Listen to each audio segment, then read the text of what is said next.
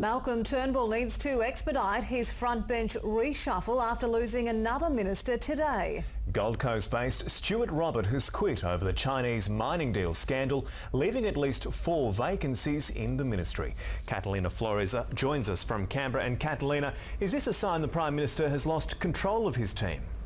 Well, Lachlan, for a Prime Minister who promised stable government, it isn't a good look to have this much ministerial chaos in an election year. And on top of that, Malcolm Turnbull chose not to front the media to announce the sacking of Stuart today, but the PM maintains he's following due process. After a week of scathing attacks on Stuart, the PM hit back with a media release. Too arrogant to face the media, too arrogant to be accountable to the Australian people. Chief Public Servant Martin Parkinson found the former Junior Defence Minister breached ministerial standards during a private trip to Beijing in 2014. He went with Liberal donor mate Paul Marks to clinch a mining deal for a company Mr Robert has indirect shares in.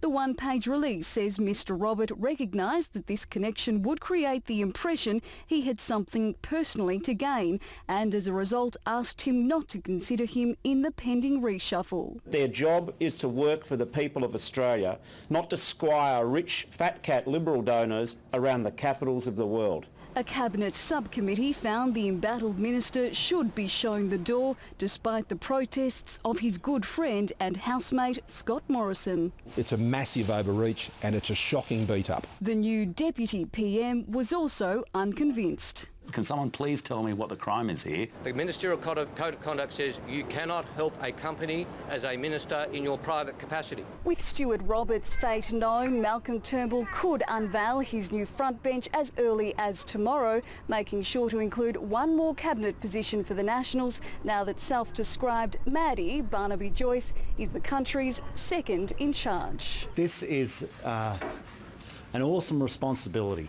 But the new partnership got off to an awkward start. Well, I'm very pumped up. I think it's a great result. Neither leader has forgotten Barnaby Joyce's intervention that saw Tony Abbott topple Malcolm Turnbull as Liberal leader 6 years ago. Well done, the Nats. The yin and yang of politics promising an exciting time ahead.